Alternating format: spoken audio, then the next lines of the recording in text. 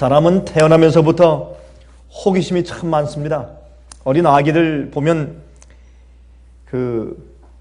말도 하지 못하는 아기가 그저 눈에 들어오는 사물들을 이해하기 위해서 그저 눈알을 막 돌리면서 알기 원해서 무엇을 빨아들이기 위해서 애쓰는 그런 모습을 우리가 보게 됩니다.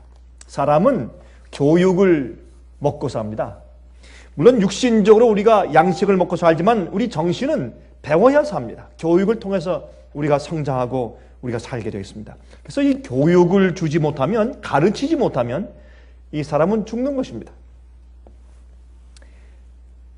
그런데 이 인간은 궁극적으로 우리가 하나님을 알고 싶어 합니다. 그것이 누가 우리에게 가르치거나 아니면 무엇을 우리에게 주입시켜 넣은 것도 아닌데, 사람은 태어나면서부터 하나님을 찾고자 하는 마음이 생깁니다. 조물주를 찾고 싶은 마음이 생깁니다. 참 지혜를 갈구하려고 애를 쓰는 마음이 우리 마음 가운데 있습니다. 그래서 하나님을 알고자 하는 그런 근본적인 마음이 우리 마음 가운데 있는 것을 인해서 얼마나 감사한지 모르겠습니다. 여러분, 지식과 지혜의 차이가 뭡니까? 지식은 그냥 우리가 아는 것입니다. 꼭 그것이 우리에게 구원과 영생을 주고 하나님에 대해서 깨닫게 하는 것이 아닐 수도 있습니다. 지식은 그저 우리가 아는 것입니다. 그러나 지식에 성령의 감동이 함께 하시면 그것이 지혜가 됩니다. 지혜는 우리 마음 가운데 하늘을 보게 하고 의와 죄를 분간케 하고 하나님을 깨닫게 합니다. 그래서 지혜와 명철은 위로부터 하나님께로부터만 온다고 성경은 말씀을 합니다. 우리 다 같이 욥기 28장을 좀 펴십시다. 우리 다 같이 욥기 28장을 좀 펴서 여기는 말씀을 좀 우리 욥의 말씀을 좀 읽어보도록 하겠습니다. 욥기 28장 1절부터 28절까지 우리 한번 다 읽어보십시다. 여기 말씀 보면 이 지혜와 명철에 대해서 하신 말씀인데 이런 말씀을 기록하고 있어요.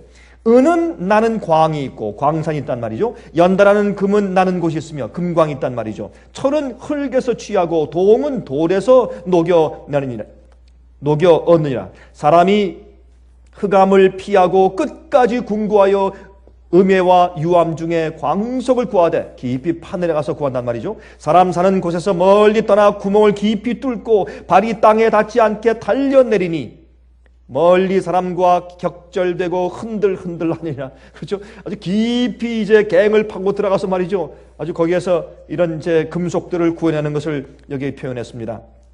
지면은 식물을 내나 지하는 불로 뒤집는 것 같고 그 돌 가운데에는 남보석이 있고 사금도 있으며 그 길은 솔개도 알지 못하고 매의 눈도 보지 못하며 위험스러운 짐승도 밟지 못하였고 사나운 사자도 그리로 지나가지 못하였느니라. 짐승들도 그것을 알지 못한단 말이죠. 사람이 굳은 바위에 손을 대고 산을 뿌리까지 무너뜨리며 돌 가운데로 도랑을 파서 각종 보물을 눈으로 발견하고 시냇물을 막아 스미지 않게 하고 감추었던 것을 맑은 대로 내느니라. 깊이 내려가서 그런 이제 금과 은과 같은 보석들을 파내는 것을 여기 비유했습니다. 그러나 지혜는 어디서 얻으며 명철의 곳은 어디인고 그 값을 사람이 알지 못하나니 사람 사는 땅에서 찾을 수 없구나. 깊은 물이 이르기를 내 속에 있지 아니하다 하며 바다가 이르기를 나와 함께 있지 아니하다 하느니라. 정금으로도 바꿀 수 없고 은을 달아도 그 값을 당치 못하리니 오빌의 금이나 귀한 수만호나 남보석으로도 그 값을 당치 못하겠고 황금이나 유리라도 비교할 수 없고 정금 장식으로도 바꿀 수 없으며 산호나 수종으로도 말할 수 없나니 지혜의 값은 홍보석보다 귀하구나. 구수의 황옥으로도 비교할 수 없고 순금으로도 그 값을 측량하지 못하리니 그런즉 지혜는 어디서 오며 명철의 곳은 어디인고 모든 생물의 눈에 숨겨졌고 공중의 세계에 가려졌으며 멸망과 사망도 이르기를 우리가 귀로 그 소문을 들었다 하니라. 이게 무슨 말입니까? 우리가 고난을 당하고 우리가 죽을 지경에 대해서 죽었다 깨어나도 그런 것들이 우리 마음 가운데 깨달음은 주어도 지혜를 우리에게 주는 것은 사실 아니다 그런 말입니다. 그렇죠?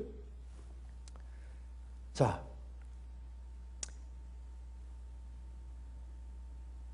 이는 그가 땅 끝까지 감찰하시며 온 천하를 두루 보시며 바람의 경중을 정하시며 물을 되어 그 분량을 정하시며 비를 위하여 명령하시고 우레의 번개를 위하여 길을 정하셨습니다. 그때 지혜를 보시고 선포하시며 굳게 세우시며 궁구하셨고, 여기 지금 무슨 말씀하고 있습니까? 하나님께서 창조를 말씀하고 있습니다. 주님께서 뭘 만드시고 천연계의 법칙을 두신 것을 지금 설명하고 있어요. 이것은 하나님께서 만드신, 우리에게 말씀하시는 지혜의 중요한 부분인 것을 여기 말씀하고 있습니다. 보세요. 또 28절에 또 사람에게 이르시기를 주를 경외함이 곧 지혜요 악을 떠남이 명철이라 하셨느니라. 주님을 경외하는 것은, 주님을 존경하고 주님을 두려워하는 것은 그 앞에서 벌벌 떠는 것이 아니라 주님을 순종하는 것이죠. 주의 말씀과 명령을 순종하는 것이 지혜요 악을 떠남이 명철이라 하셨느니라. 여러분, 하나님을 경외하는 것은 성경은 전도서에 또 신명기에, 그렇죠? 여러 곳에 있는 말씀 보면, 또 잠언에 있는 말씀들 보면 하나님을 두려워하고 경외하는 것은 악에서 떠나는 것이요 주님의 계명과 명령을 순종하는 것이다. 그렇게 성경은 설명해 놓았습니다. 그러면 주님의 말씀을 따라서 순종하는 것이 지혜요 악을 떠남이 명철이라. 주의 말씀대로 살고 또 죄와 악에서 떠나는 것, 이것이 지혜라고 그렇게 욥은 읊었습니다. 여러분, 이것은 우리에게 굉장히 중요한 기본적인 이해를 줍니다. 여러분, 왜 그러냐 하면 지혜는 어떤 의미에서 하나님의 법칙입니다. 지혜는 어떤 의미에서 하나님의 마음입니다. 지혜는 하나님의 뜻입니다. 그래서 주님께서 우리에게 분부하신 것을 그대로 믿고 신뢰하고 받아들이고 그대로 살면 그것이 우리 생의 지혜가 됩니다. 지혜는 우리를 영생으로 인도하는 것입니다. 지식은 우리를 교만케 할 수 있습니다. 그러나 지혜는 우리 영혼을 죄에서 구원하여 영생케 하는 것입니다. 여러분, 골로새서 2장 6절부터 10절 보시면 이런 말씀이 있지요. 그러므로 너희가 그리스도 예수를 주로 받았으니 그 안에서 행하라. 그 안에 뿌리를 박으며 세움을 입어 교훈을 받은 대로 믿음에 굳게 서서 감사함을 넘치게 하라. 너희가 주의 말씀과 교훈을 받은 대로 믿음에 굳게 서서 감사함을 넘치게 하라. 그것이 지혜 있는 자입니다. 누가 철학과 헛된 속임수로 너희를 노력할까 주의하라. 헛된 속임수, 헛된 철학, 다른 가르침, 하나님의 지혜 말고 다른 것이 너희를 흔들게 하지 말아라. 주님의 말씀과 교훈에 굳게 서서.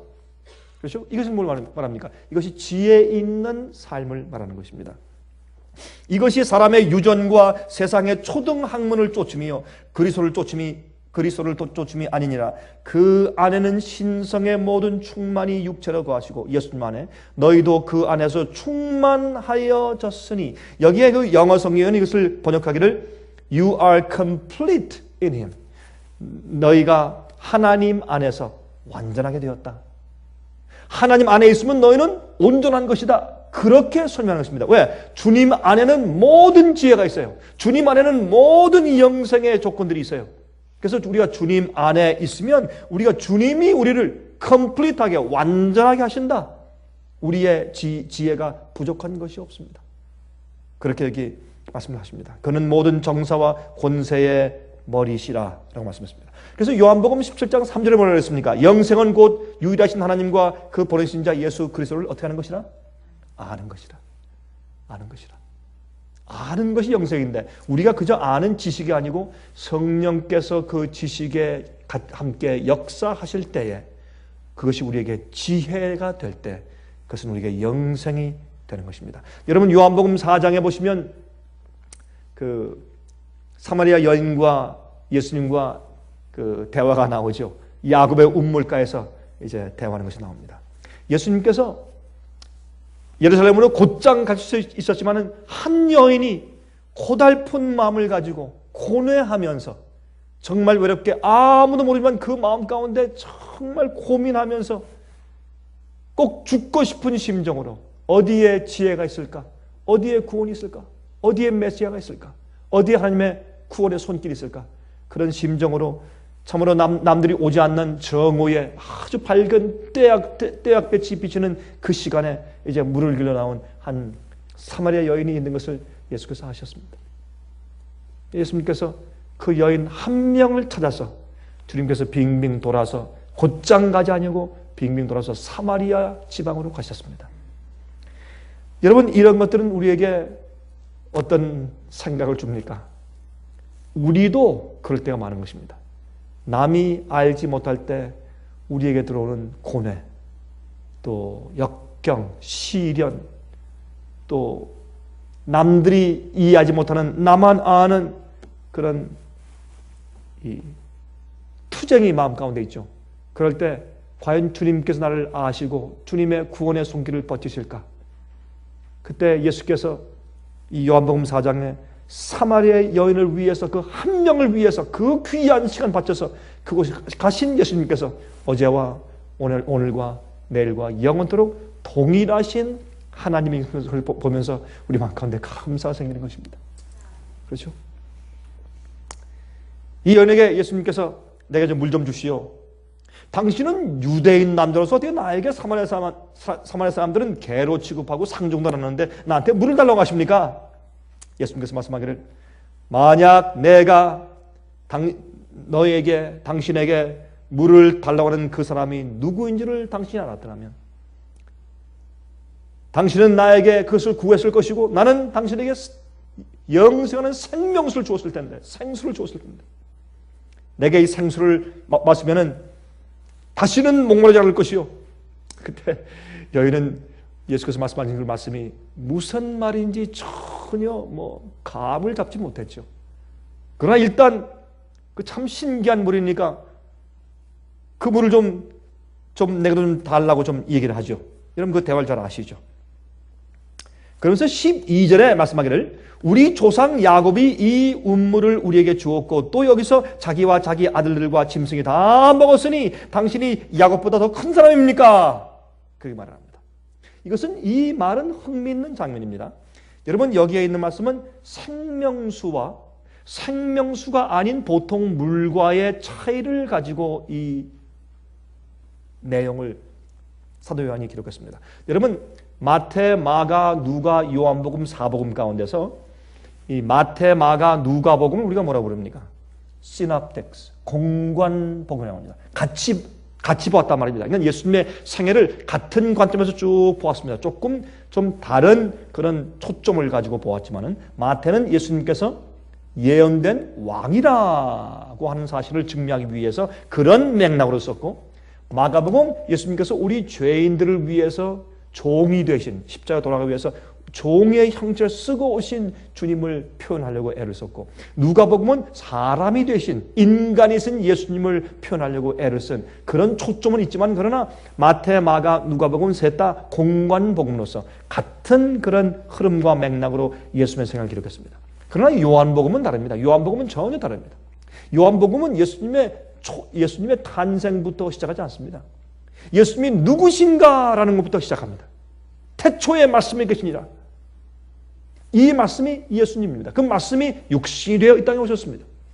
그러므로 이 요한은 예수님의 생애 사신 것을 그 사건들을 순서적으로 기록한 것이 아니라 좀 들쑥날쑥하게 배열을 했지만은 예수님이 어떤 분이신가를 설명해 주기 위한 어떤 의미에서 신학적으로 예수님의 생애를 기록한 책입니다. 요한복음은. 그래서 여러분 요한복음을 보시면 제일 처음에 가나에서 어떻게 해요? 가나에서 혼인잔치에 참석하시죠. 그렇죠? 그 다음에 3장에 니고데모에게 가시죠.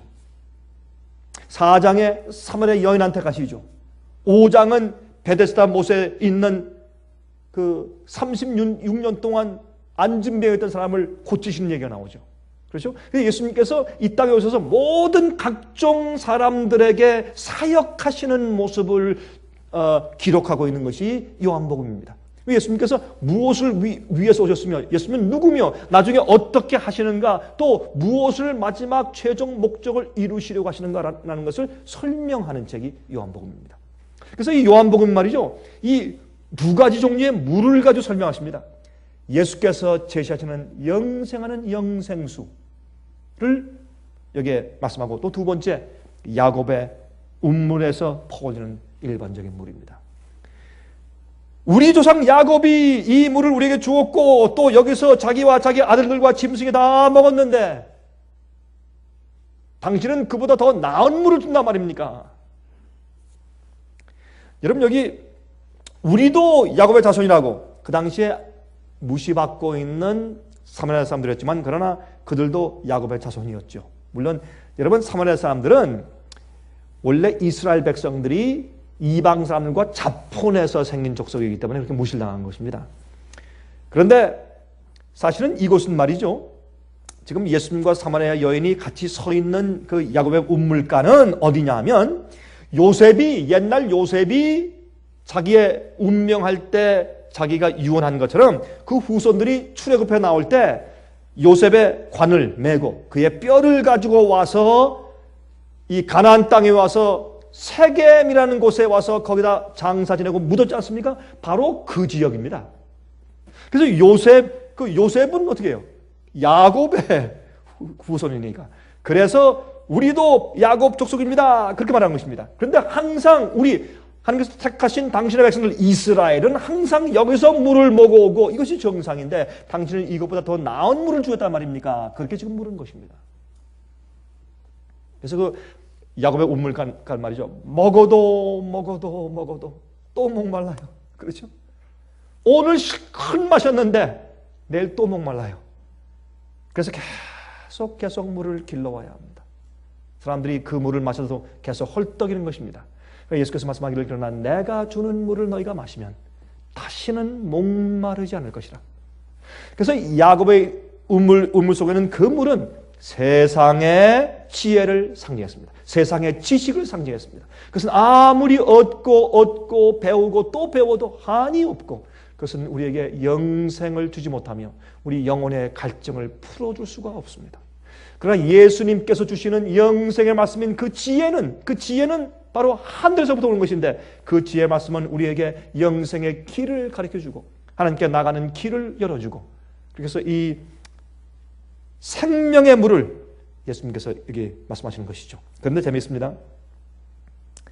내가 주는 물을 먹는 자는 영원히 목마르지 아니하리니 나의 주는 물은 그 속에서 영생하도록 솟아나는 샘물이 될 것이라. 어디에서? 우리 속에서.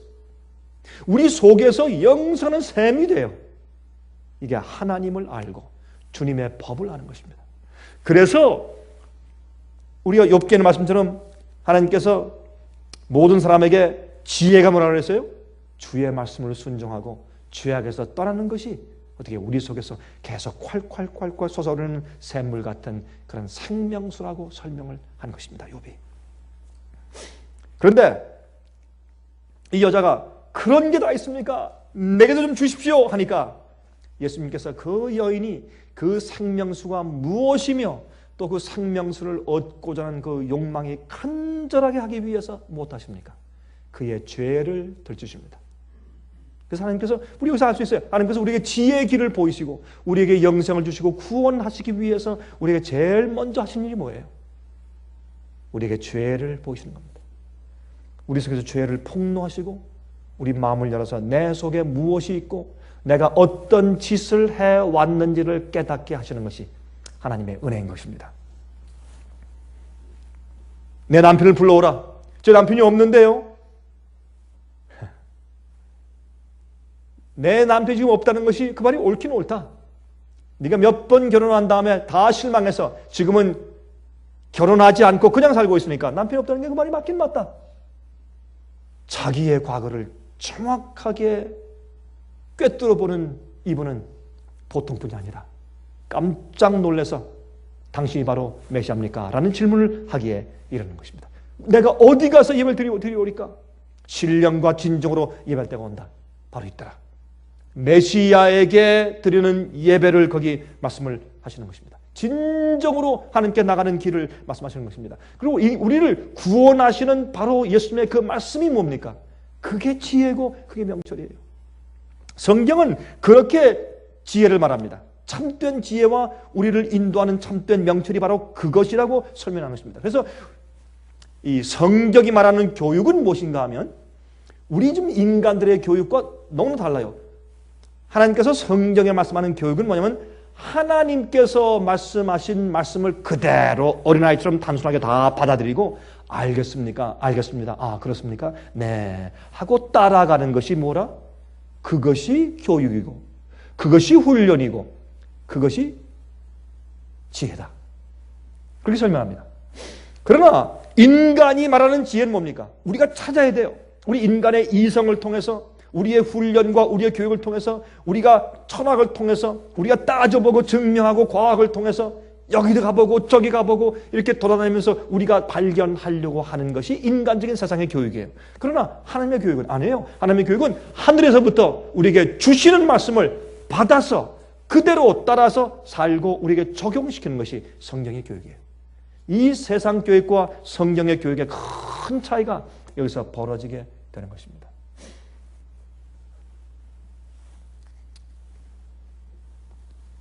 그래서 고린도전서 2장 5절부터 10절 보시면 이렇게 말씀하셨어요. 너희 믿음이 사람의 지혜에 있지 아니하고 다만 하나님의 능력에 있게 하려 하노라. 그러나 우리가 온전한 자들 중에서 지혜를 말하노니 이는 이 세상의 지혜가 아니요 또 이 세상에 없어질 관원의 지혜도 아니요 오직 비밀한 가운데 있는 하나님의 지혜를 말하는 것이니 곧 감추었던 것인데 하나님이 우리의 영광을 위하사 만세 전에 미리 정하신 것이라.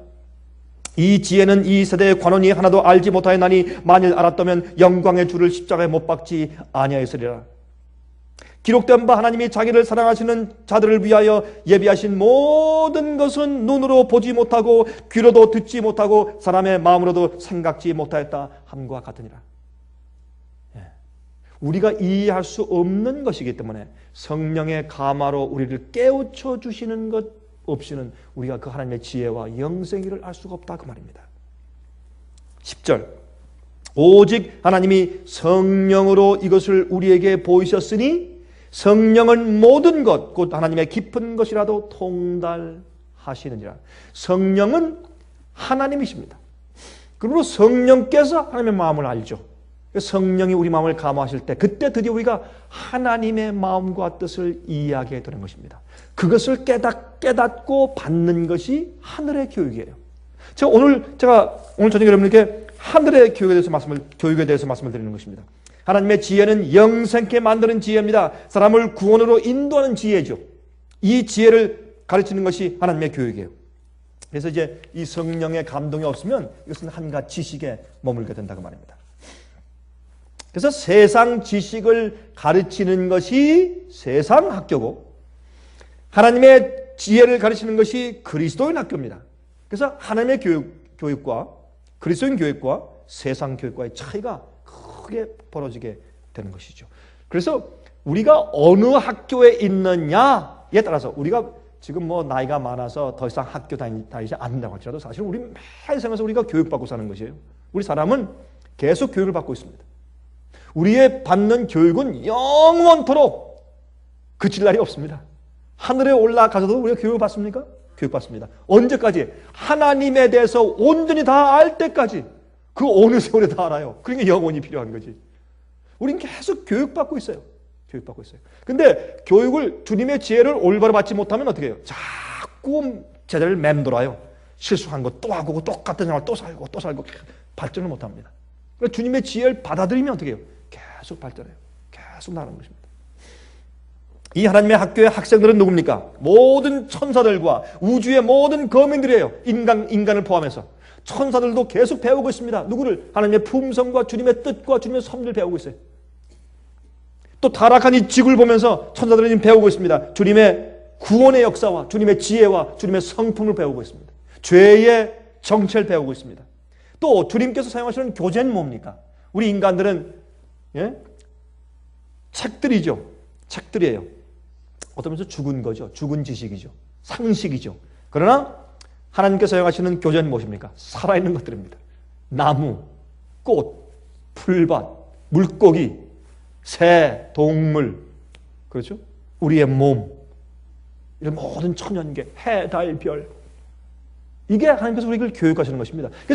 하나님의 지혜는 주님께서 만들어 놓은 천연계 속에 있어요. 그 속에 주님께서 무엇을 두셨습니까? 하나님이 어떠한 분이며 또 주님께서 생명을 어떻게 유지하시고 어떤 법칙으로 질서 있게 화평하게 그들이 지내고 있으며 하는 모든 주님의 뜻과 섭리가 하나님의 지혜입니다. 주님께서 또 이 학교의 교육기관을 얼마나 두셨습니까? 영원토록 배우는 것입니다. 영원토록. 자, 그런데 여기에 천사의 임무가 뭘까요? 천사가 어떤 임무를 가지고 있을까요? 여러분, 다니엘과 그 다음에 사도 요한에게만 아니라 천사가 많이 나타났죠. 성경을 보면. 천사는 하나님의 지혜를 우리보다 먼저 배운 자들이기 때문에 또 오랫동안 보아왔기 때문에 그들은 우리 인간들에게 와서 그 지혜를 우리에게 가르쳐주는 교사의 임무를 맡은 것입니다. 그래서 아담과 해와가 창조받은 다음에 천사들이 계속 방문하면서 그들에게 하나님에 대해서 영생할 수 있는 조건과 지혜에 대해서 우리의 조부들을 사실 가르친 것입니다.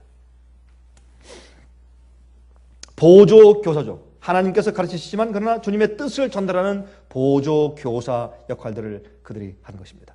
그런데 여기서 이제 문제가 생기죠. 루스벨의 정신은 무엇입니까? 자기를 높이고 자기를 인정받는 것입니다. 내가 어떻게 하면 더 많이 인정받을 수 있을까를 추구하는 것이 무엇입니까? 마귀 정신이고 그것이 세상의 학교의 교육이에요. 그렇죠? 하나님의 교육은 그것이 아닙니다. 어떻게 하면 하나님의 품성과 하나님의 형상을 더 잘 표현하고 나타낼 수 있을까? 어떻게 하면 다른 영혼들을 도와줄 수 있을까? 이것이 하나님의 학교입니다. 그래서 이 루스벨의 학교와 하나님의 학교가 큰 차이가 생기는 것을 볼 수 있어요. 루스벨은 자기를 높이고 자기가 인정받지 못함으로 화가 났어요. 그러나 예수님께서는 하나님은 어떻습니까? 우리 범죄한 인간들을 구속하기 위해서 그들이 있는 곳까지 깊이 내려오셔서 자신을 주셨어요. 이기심과 비이기심, 희생과 교만, 이 큰 차이의 학교가 생기는 것입니다. 그래서 이기심과 자기를 높이는 교만, 예수님의 자신을 내어주시는 희생과 사랑, 또 믿음, 인간의 이성, 인간의 추리력, 과학의 힘, 그것과 맞싸우는 것이 두 가지 교육제도의 전쟁인 것입니다. 어떤 때는 우리 말이죠. 내가 우리 아이들을 좋은 학교 보내서 공부를 많이 시켰는데 왜 이렇게 믿음이 안 생길까? 응?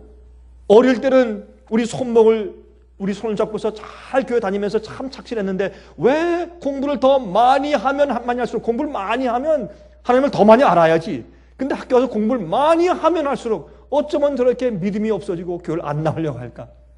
당연하죠. 하나님의 교육이 아니라 세상 교육을 받기 때문에 그렇습니다.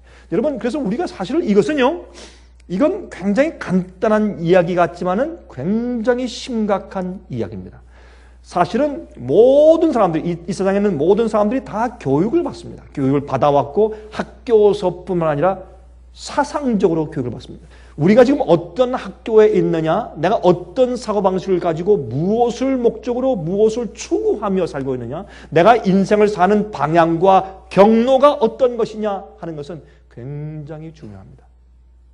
굉장히 중요합니다. 어떤 사람들은 단순한 믿음을 가지려고 해도 자기가 받은 잘못된 교육 배경과 그렇게 머릿속에 이렇게 있는 그런 잘못 박힌 지식들 때문에 단순한 주님을 신뢰하는 믿음을 갖기가 참 어려워요. 그래서 모세가 어떻게 해요?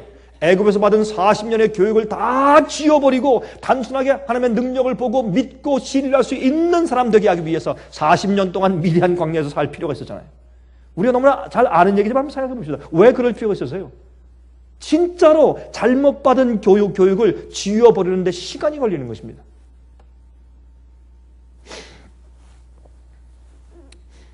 예수님의 십자가는 타락한 인간의 마음을 하나님의 마음으로 돌리는 가장 힘 있는 교육이에요. 그래서 십자가예요. 주님께서 십자가에 가신 것은 우리 인간을 구속하시기 위해서 내가 어디까지라도 간다라는 사랑을 보여주신 것이고, 여러분 그 당시에 2000년 전에 오셨을 때 가장 참혹한 죽음이 십자가 형들이었으니까 그래서 십자가에 돌아가신 것입니다. 만약에 지금 이 시대에 오셨다면 돌아가시는 그 방법이 조금 달랐을 수 있었겠죠.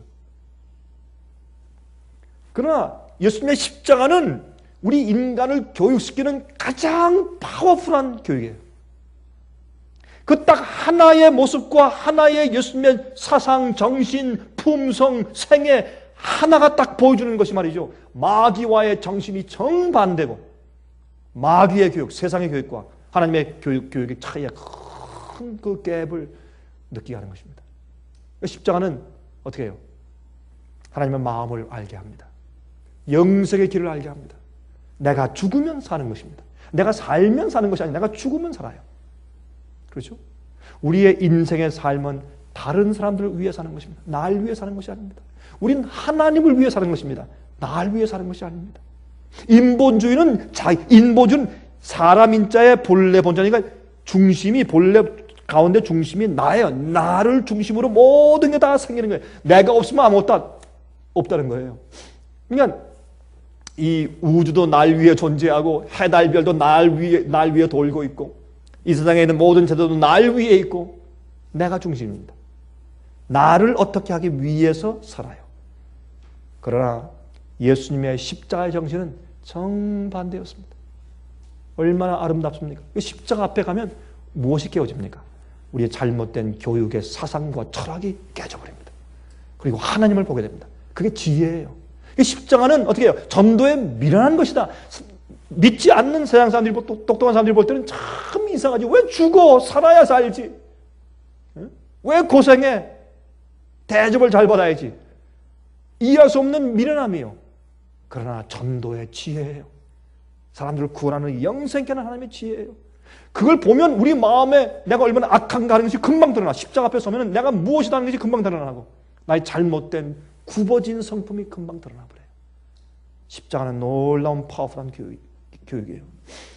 여러분 지구를 창조하셨을 때 식물, 동물들 이런 것들은 좀 다 생명을 생산할 수 있도록 창조했습니다. 그러나 이러한 것들을 관리하는 사람이 필요해요. 어떤 사람?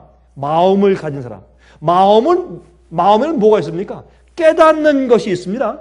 또 무엇이 있어요? 선택력이 있어야 돼요. 선택력이 없다면 아직까지 기계예요. 여러분 요즘에 기계도 요새 한국에서 만든 그 로봇들 기가 막혀요. 로봇들하고 대화도 할 수 있고 말이죠. 웬만한 이런 잔심부름은 다 한다 그래요. 로봇들이. 요새 참 로봇을 잘 만들어요, 한국에도. 그러므로 여러분 우리 인간들의 생각하는 마음이 있다고 할지라도 우리가 선택할 수 있는 파워가 있어야 돼요. 선택력이 있어야 합니다. 의지가 있어야 돼요. 그래서 하나님께서 인간을 만드셨습니다. 왜? 이 창조물들을 관리토록 하기 위해서 만물의 영장입니다. 그래서 천사들이 와서 말이죠. 그것을 우리에게 가르친 겁니다. 무엇으로? 하나님의 뜻과 지혜대로 살고 관리하도록. 그러면서 무엇을 경고했습니까? 하늘에서 그 아름다운 천사 루스벨이 그만 반역하고 타락해서 지금 사람을 꼬이고 하나님께 대해서 나쁜 소문을 퍼뜨리는 자가 되었다. 조심해라 하는 그런 경고를 천사들이 아담과 해와에게 해 주었겠죠. 하나님께서 무엇을 두셨습니까? 이렇게 마음을 가지고서 이 의지를 가지고 선택력이 있는 사람이라야 성품을 이루고 발전할 수 있어요. 자기가 선택하고 이건 내가 한다 안 한다 순종한다 안 한다 그런 선택력이 있어야 내 마음의 성품이 발전하게 되어 있어요. 안 그러면 성품이라는 것이 있을 수 없죠. 자기 선택력이 없으면. 하나님께서 그것을 위해서 하나님께서 선악과를 두셨습니다. 기계적이고 반복적인 행동으로만은 진정한 교육을 받을 수가 없습니다. 그래서 자유의지의 선택이 있어야 합니다. 너 이건 먹으면 죽는다. 그렇게 하는 말에 주의 말씀을 믿어요. 왜? 우리의 존재의 시작은 무엇입니까? 하나님께서 세상을 창조하심부터 시작해요. 주님께 하나님이 누구신가? 왜? 어떻게 창조했으면 이건 우리가 알 수가 없어요. 우리의 시작은 우리의 존재의 시작, 우리의 생각과 우리의 모든 존재의 시작은 우리의 삶의 생명의 시작은 뭐냐면 하나님께서 우리를 창조하셨다. 우리 창조하시기 전에 이전에 우리가 필요한 모든 것을 먼저 만드시고 그 다음에 우리를 창조하시고 마음을 주시고 자유의지를 주셨다. 거기에서부터 출발하기 때문에 우리 할 의무는 무엇입니까? 주님의 창조의 능력을 신뢰하고 주께서 말씀하신 명령을 내가 받아들이고 주의 말씀을 받아들이고 내가 순종하고 따르는 것입니다. 거기서부터 우리의 삶이 시작되는 것입니다. 아, 내가 어디서 났을까? 어떻게 났을까? 흙이 어떻게 됐을까? 이게 도대체 믿을 수 있는 것이냐? 이건 이성이고, 그렇죠? 사람들이 세상의 철학은 그런 거예요. 잘못된, 우리가 알 수 없는 데서부터 출발해서 평생 동안 뱅뱅 맴돌다가 죽어가게 하는 것이 인간의 철학이요. 그러나 말씀은 어떻게, 하나님의 교육은 어떻습니까? 주의 말씀을 있는 그대로 받아들이고 감사하고 주의 뜻대로 지켜나가는 삶을 사는 것입니다. 그게 생명의 삶이죠. 그렇죠? 자, 하와가 어떻게 했습니까? 근데 선악과 앞에 가서 망설였습니다. 결정하지 않고 머뭇거렸습니다. 이럴 때 무엇이 들어옵니까? 마귀의 유혹이 들어옵니다. 그래서 주의 말씀을 불신하고 의심을 갖기 시작했습니다. 뱀도 지금 먹었는데 안 죽네? 그럼 뱀의 말이 맞단 말인가? 나도 먹으면 안 죽을 수 있단 말이냐? 내가 이것을 먹으면 하나님처럼 될 것이야. 안 죽어. 하나님 말씀이 거짓말이야. 라고 한 마귀의 그 제안에 그만 마음이 동요하기 시작했습니다. 여러분, 그러므로 믿음은 뭔가? 왜 믿음이 이기냐? 믿음이 이기네. 믿음이 이기네. 우리 찬송을 부르지 않습니까? 그게 무슨 뜻입니까? 믿음이 이긴다는 뜻은 뭐냐면 주의 말씀을 믿고 흔들리지 않게 받아들이고 알겠습니다. 100% 그 말씀대로 나가면 마귀가 우리 속에 들어와서 흔들거나 유혹할 틈이 없어요. 그렇죠? 우리가 주님께 대한 의혹과 의심을 가질 틈이 없기 때문에 마귀의 오르스를 들 수가 없어요. 네? 무슨 말 하는 거야? 이렇게 하면 되는 거니까. 그래서 믿음이 이기는 것이에요. 그런데 오늘날 이 세상의 교육은 뭔지 아십니까? 우리에게 의심을 주는 것입니다. 철학은 제일 먼저 뭐예요? 철학이라고 하는 것은 의심하고 시작하는 것이에요. 그렇죠? 의심하는 질문을 던지면서부터 시작하는 것이 철학이에요. 내가 왜 태어났을까? 어디서 왔을까?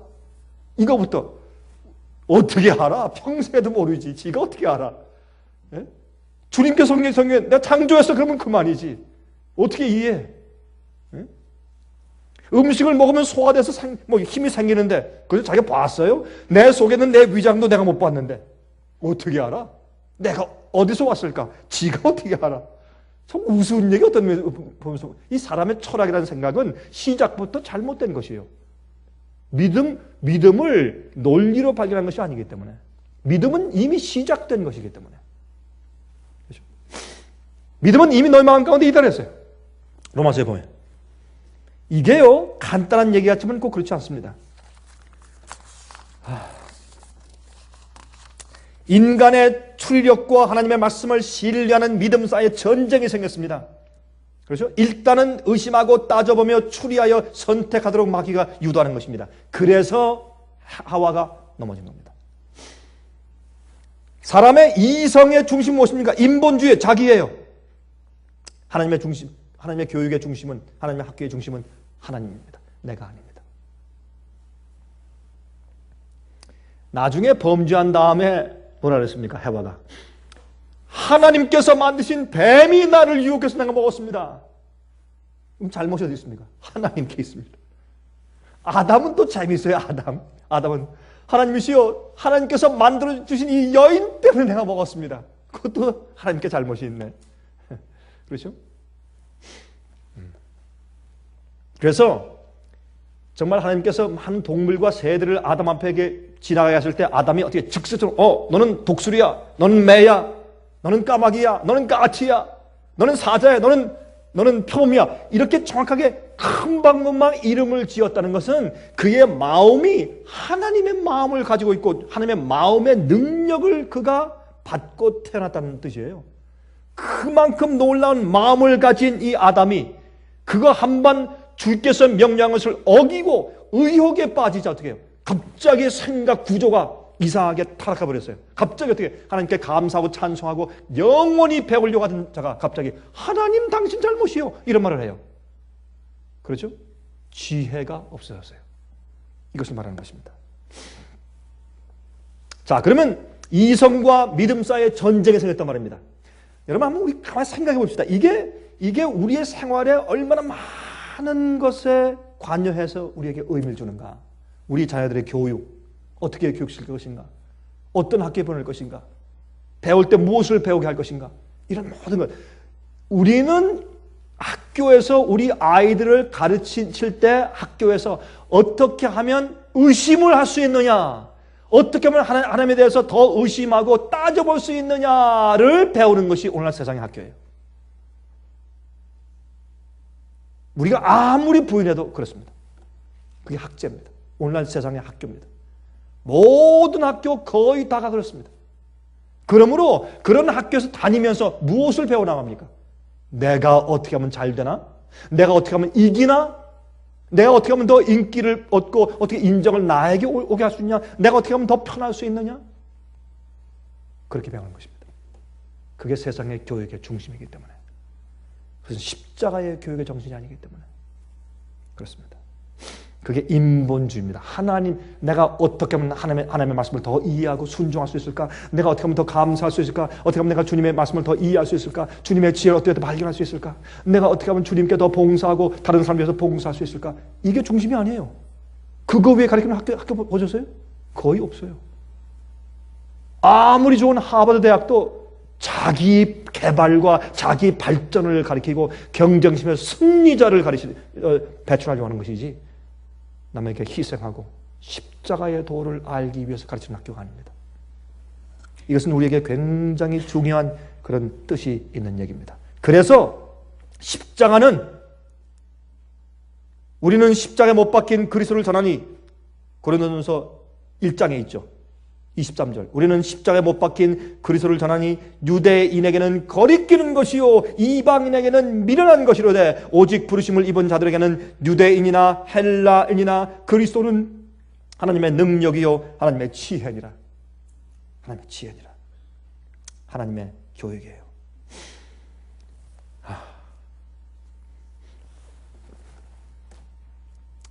잘 믿는 사람들도 마지막 다 됐다, 예수님 속교 오신다, 그래야 다 놀라 그래요. 그 전까지 어떻게 해요? 어떻게 악적같이 재물도 모으고 학위도 모으고 지위도 모아서 어떻게 해요? 세상에서 잘 되고 대접받고 인기 얻고 편하게 살려고 이랬어요. 누구도, 십자가를 믿는 그리스도인들도. 그러나 갑자기 예수님 오신다, 홍수가 온다, 난리가 온다, 위기가 왔다, 그럼 그때 가서 놓으면 돼요. 그러나 그 전까지는 뭐예요? 자기를 위해 살아요.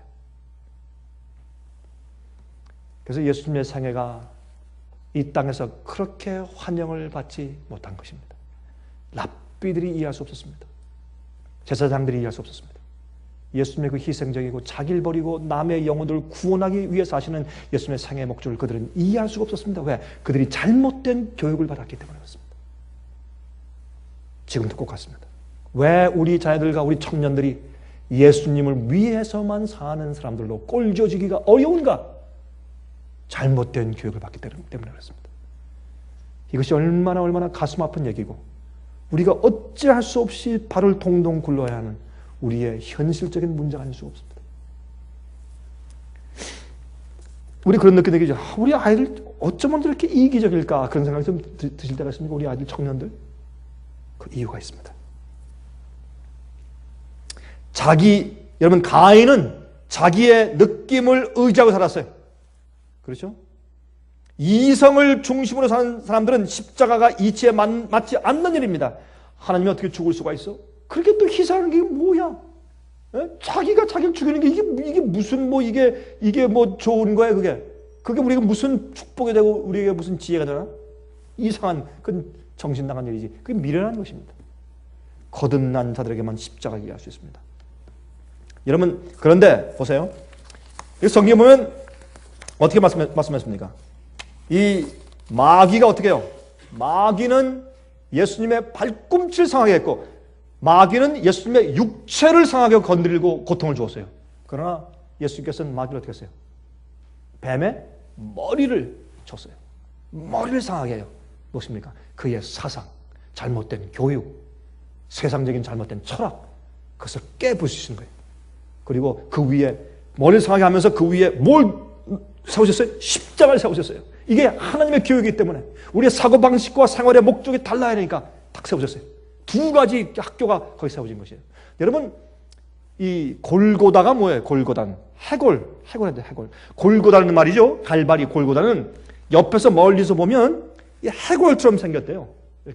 이렇게 해골처럼 생겼는데 그 눈이 있는 그 부분에 이런 구덩이 같은 게 이렇게 두 개가 보여서 꼭 멀리서 보면 꼭 해골처럼 보였대요. 그래서 그 이름을 골고다라고 해골이라고 지었습니다. 그러니까 마귀의 해골 머리 위에 어떻게 십자가를 세웠어요. 그리고 이 세상에 있는 잘못된 사상, 철학, 이성, 자기 본의대로 사는 생애와 사상에 하나님을 위해 살고 주님의 뜻을 높이기 위해 살고 다른 사람의 구원을 위해 사는 십자가의 참된 지혜를 그 위에 세우셨어요. 이렇게 그 뱀의 머리를 치셨어요. 상징적으로. 그래서 이방인들과 유대인들에게 그것은 미련한 것이지만 예수를 믿기 시작하는 우리 그리스도인들에게 그건 하나님의 지혜고 전도의 지혜예요. 전도의 파워입니다. 여러분, 영적인 것을 가르치지 않고 육체의 힘을 기르고 지성의 지식을 증가시키면 뭐가 넘쳐납니까? 악이 넘쳐나요. 죄악이 넘쳐나요. 경쟁과 싸움이 생겨요. 과시하는 것을 사랑하게 돼요. 또 입맛에 변태가 생깁니다. 정욕적인 죄악들을 사랑하고 땅을 관리하지 않고 자꾸 도시만 세우니까 어떻게 됩니까? 가시와 엉겅퀴가 생기게 된 것입니다. 땅 안 가꾸면 어떻게 해요? 가시가 나죠? 그래서 가시가 난 겁니다. 교육이 잘못됐어요. 생각과 사고방식이 잘못됐어요. 여러분, 지성적인 지식만 쌓으면요 사람이 무료하게 돼요. 자꾸 뭐 하게 돼요? 오락을 구하게 돼요. 여러분이 오락을 우리가 영어로 뭐라고 합니까? 좀 휴식 오락, recreation, 그렇죠? 근데 이게 뭐예요? 다시 recreation, 재창조예요. 그거 갖다가 오락이라고 사람들이 말을 아니에요. 우리 마음을 새롭게 하는 것이에요. 그래서 로마서 12장 1절 2절에 말씀하기를 그러므로 형제들아 내가 하나님의 모든 자비하심으로 너희를 권하노니 너희 몸을 하나님이 기뻐하시는 거룩한 산 제사로 드리라. 이는 너희의 드릴 영적 예배니라. 왜? 우리의 오관과 육체를 통해서 죄가 들어오니까. 너희는 이 세대를 본받지 말고 오직 마음을 새롭게 하여 recreation 하여 변화를 받아 하나님의 선하시고 기뻐하시고 온전하신 뜻이 무엇인지 분별하도록 하라. 주님의 지혜를, 하나님의 지혜를 배우라. 이것이 하나님의 학교예요. 육체를 주 앞에 굴복하고 그 다음에 우리 마음을 새롭게 해서 세상을 본받지 않고, 이게 하나님의 학교입니다. 그런데 세상의 지성적인 지식을 얻는 교육을 자꾸 하면 사람이 악해져요. 제가 이번 주에요, 누가 저에게 비디오 클립을 보내줬는데 제가 그걸 보고 나서요 입맛이 없어서 밥을 먹을 수가 없어요. 그걸 보고 나니까 너무 끔찍해서. 그게 이제 미국에서 한 그 도살장에서 소를 잡는 그 비디오 클립인데 너무너무 끔찍해요. 소가 이렇게 쭉 일렬로 들어오면 긴 막대기에 이 전기선을 달아가지고 직직해서 전기로 막 지지니까 퍽쩍부터 또 이게 너무 놀래서 이 소들이 그러면서 이렇게 인도에 이렇게 다른 못 가게 전기 침으로 이렇게 해가지고 와가지고 이런 드럼통 같은 데 이렇게 집어넣고 그렇게 들어요. 들면 이게 들어서 이렇게 돌리면 이게 뒤집혀서 들어오는 있지 않습니까? 그때 간단하게 목을 따, 이렇게 목을 이렇게 따. 그러면 피가 팍 튀어나와 목을 따요. 그리고 이제 탁 떨어뜨리면 이 소를 그냥 죽이는 게 아니고요. 한국에서는 들어가면 이렇게 이마 여기에 이렇게 한모로 똑 때리면 이렇게 죽는다고 제가 그런 얘기를 들었는데, 보지 못했지만 그런 얘기 들었는데, 이 미국 사람들이, 나 참 미국 사람들이 들으면 기분 나쁘겠지만, 미국 사람들이 소를 죽이는데 너무너무 잔인하게 죽여요. 그렇게 목을 딴 다음에 떨어뜨리니까 이 소가 몇 분 동안요, 그쪽에서 거들다가 쓰러지고, 막 일하다 쓰러지고, 막 빙빙 돌고 난리가 나. 아주 죽잖아요. 왜 그렇게 고통을 주고 그렇게 잔인하게 죽여요? 그러니까 밑에 그 피가 낭자니까 가려고 하다 피에 미끄러 넘어지고 일어나면 또 넘어지고 막 그러면서 막 고통 때문에 어찌할 줄 모르고 뱅뱅 돌아가는 소를 보면서 너무 저 기가 막혀서 토할 것 같아요. 그런데요, 한 소가 딱 쓰러지니까 그 잡는 사람들 몇 명이나 있는데 그 밑에 고여있는 피를 갖다가요 발로 축 차가지고 그 소의 얼굴에 뿌려 이렇게. 이거는 사람의 마음에 양심이 없는 거예요. 어떻게 그런 동물에게라도, 살아있는 생명이 있는 동물에게라도 그런 잔인한 짓을 할 수 있어요. 이거는 제가 볼 때 저 사람은 인간이 아니지, 사람이 아니지. 어떻게 그런 끔찍한 일을 할 수 있냔 말이에요. 여러분, 그래서 하나님의 교육과 이 세상 교육은 그런 큰 차이를 내는 것이에요. 어떤 성품을 마련하는가라는 큰 차이를 내는 것입니다. 두 가지 교육제도가 있습니다. 그리스도인 교육제도, 세상의 교육제도. 여러분, 하나님의 교육제도는 하나님의 법칙으로 변하지 않고 확고한 진리의 원칙을 이해하도록 가르쳐서 영원히 살도록 가르치는 교육입니다. 히브리 11장 1절부터 3절, 히브리 11장 1절부터 3절 믿음에 대해서, 믿음은 바라는 것들의 실상이요 보지 못하지만 믿어요. 보지 못하는 것들의 증거니 선진들이 이로써 증거를 받았느니라. 우리의 선조들은 노아, 에녹, 그렇죠? 다니엘, 모세, 아브라함, 이런 모든 우리 선조들은 바로 이러한 믿음으로써 증거를 받았어요. 못 받지만은 증거를 받았어요. 믿음으로 모든 세계가 하나님의 말씀으로 지어진 줄을 우리가 나니 보이는 것은 나타난 것으로 말미암은 것이 아니라. 이게 무슨 말이에요? 눈에 보이는 것은 어떻게 해요? 나타나는 것으로 말미암은 되니라. 이건 무슨 말이냐면 어떤 물질이 다른 물질에 의해서 만들어졌다는 게 아니란 말이에요. 우리가 나무가 있으면 나무를 깎아서 의자를 만들고 그런 것이 아니라 하나님께서는 눈에 보이는 것은 보이지 않는 어떤 것으로 만들었다. 이것이 아니라, 다시 말해서 물질을 가지고 다른 물질을 만든 것이 아니라 하나님은 아무것도 없는 무에서 유를 만드셨다. 그걸 말하는 거예요. 그걸 믿는 믿음이요. 우리의 믿음은 거기서 출발하는 것이에요. 아무것도 없는 데서 주님께서 말씀으로 창조하셨다. 거기서 믿음이 출발해. 어떤 사람은 그걸 어리석게 보지만 미련하게 보지만 아닙니다. 그거 이외엔 우리에겐 솔루션, 해결 방법이 없어요. 하나님을 알 수 있는 해결 방법이 그거밖에 없는 것입니다. 여러분, 원자폭탄을 만든 이후에 우리 인간들이 알게 되는 하나의 놀라운 지식이 있어요. 무엇입니까? 물질이 에너지를 바뀌어요. 그렇죠? 여러분, 이 상대성 원리에서 보면 어떻게 해요? 물질을 터뜨려버리면, 핵반응으로 터뜨려버리면 그것이 에너지로 변해. 그러면 에너지로 변한 다음에 물질이 없어져버려요. 그러면 그걸 보면서 가만히 있어봐. 물질이 아무것도 없는 것으로 화해서 날아가고 없어질 수도 있네? 라는 사실을 이해하게 된 거예요. 그러므로 어떻게 해요? 아무것도 없는데 에너지, 주의 말씀은 파워가 에너지니까 그 에너지로 눈에 보이는 물질을 만들 수가 있단 말이에요. 여러분, 원자폭탄은 세상을 파괴하는 것이었지만 그러나 거기에서 우리 인간들은 뭘 배웠습니까? 하나님께서 아무것도 없는 무에서 유를 만드실 가능성이 있다는 것을 우리가 엿보게 되었다 그 말입니다.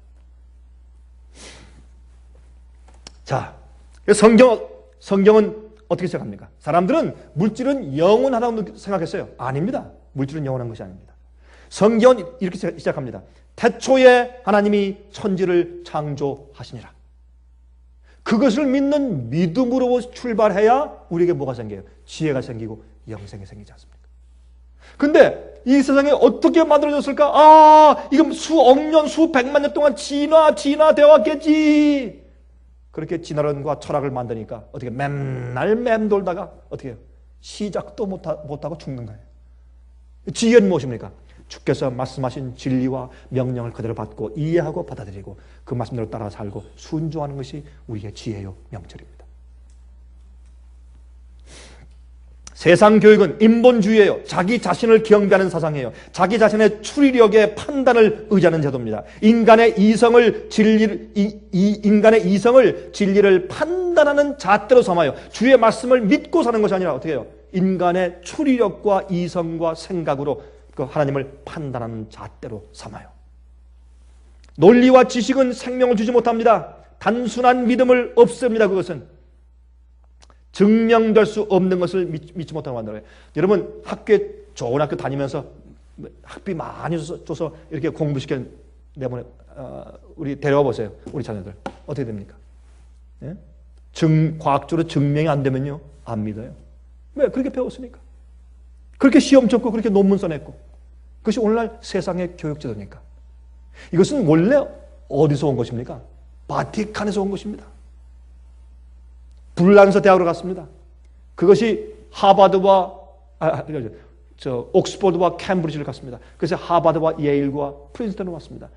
여기에서 세상으로 다 퍼진 것이 세상의 오늘날 교육제도입니다. 생각하는 방향이 다릅니다. 이 과학적으로 증명되지 않는 것은 안 믿으려고 하는 것입니다.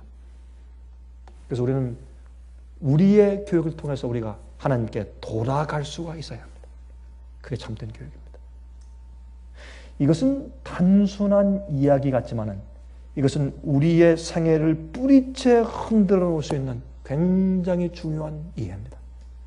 이렇게 그래서 이 단순한 지혜는 이 세상에서 단순한 믿음은 사람들에게 저 사람 너무 마음이 단순해. 저 사람 좀 우둔해. 그저 뭐 생각도 안 하고 무조건 믿는 사람이야. 그게 축복인 줄 알아야 합니다. 아무나 그런 믿음을 가질 수 있는 사람은 아닙니다. 어떤 사람은 믿으려고 해도 못 믿어. 아무리 얘기해도 못 믿는 사람을 봤어요. 왜 그런지 아세요? 가정에서 아니면 친구에게 아니면 선생들에게 어떤 학교에서 잘못된 사상과 교육을 차근차근 오래 받아왔기 때문에 그들이 믿을 수 없는 사람이 되어버린 것이에요. 이것은 얼마나 큰 불행입니까? 여러분? 어떤 사람은 단순하게 믿는 사람도 있어요. 참 큰 축복이에요. 인간의 이성은 단순한 믿음과 전쟁을 일으켜요. 고린도후서 5장 7절 이는 우리가 믿음으로 행하고 보는 것으로 하지 아니함이로다. We walk by faith, not by sight. 우리가 사는 것은 주의 말씀을 믿는 믿음으로 사는 것이지 인간의 증명과 추리와 논리로 사는 것이 아닙니다. 주의 말씀을 그대로 믿는 것은 그것이 지혜요. 그것이 생명입니다. 우리 단순한 주의 말씀을 믿는 믿음을 가지고 사십시다. 하늘에 계신 우리 아버지시여, 주의 성령의 감동하심과 깨우치심이 아니면 우리는 항상 우둔함으로 내려갈 수밖에 없는 인생들입니다. 아버지시여, 저희를 긍휼히 여기시고 예수님 당신의 아들을 십자가에 주신 그 큰 사랑과 희생과 은혜를 생각할 때 우리가 필요한 것을 어떤 것인들 아버지께서 주시지 않겠습니까? 주여, 저희를 구원하시고 매일 가르쳐 주시고 우리가 겸손 앞에 주 앞에 조아려서 하늘의 지혜를 받고 배우게 축복하여 주시옵소서. 이 세상의 교육의 힘이 너무 크기 때문에 참으로 주님 앞에 올바른 믿음으로 살기가 어려운 때가 되었습니다.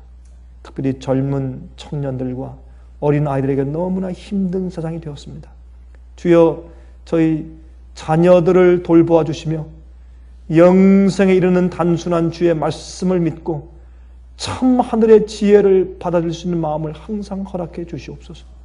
우리가 이 세상에 살아도 또 물을 마셔야 되고 다함이 없고 또 덧없이 세월이 지나고 또 그것이 우리 마음 가운데 진정한 행복을 주지 못하는 것을 이해하고 또한 우리의 죄악들이 주의 빛으로 드러날 때 드디어 우리가 우리 자신을 버리고 하나님께로만 나갈 수 있습니다. 주여, 저희를 영생케 하기 위해서 베푸신 주님의 섭리를 인해서 감사합니다. 심지어는 우리의 고난들과 또한 우리의 참 잘못된 과거 생애들을 밝혀주시는 주님의 섭리를 통해서도 주 앞에 감사합니다. 저희를 구원하시고 올바로 가르치셔서 영원한 곳으로 가게 하시며 우리가 하나님 위에 살고 인생들을 이웃들을 구원하기 위한 목적 때문에 살게 하시고 그렇게 하면서 우리가 우리 자신을 완전히 잊어버릴 수 있는 상태까지 이끌어 주시옵소서. 살아계신 예수 그리스도의 귀하신 이름을 의지해서 간절히 기도합니다. 아멘. 은혜 많이 받으셨습니까? 지금까지 들으신 이 생애예빛 예배설교는 간절한 마음으로 진리를 찾는 분들과 정직한 양심으로 말씀을 받아들이고 언제나 진실이 무엇인지를 생각하는 그리스도인들을 위한 말씀입니다. 주변 가족들이나 친지들 중에 말씀을 사모하고 순결한 신앙을 갖기 소원하는 분들이 계시면 생애빛 예배설교 테이프를 소개해 주시기 바랍니다. 매주 원하시는 분들의 가정으로 직접 배달되는 생애빛 예배설교는 개인의 신앙 부흥이나 소규모 그룹 예배를 위하여 DVD와 CD로 제작되었습니다. 생애빛 예배설교 DVD와 CD를 원하시는 분들은 1877-704-1004 1877-704-1004 1004번으로 전화하여 신청해 주시기 바랍니다. 미국 동부 시간으로 월요일부터 금요일까지 9시에서 5시 사이에 전화해 주십시오. 그럼 다음 시간까지 안녕히 계십시오.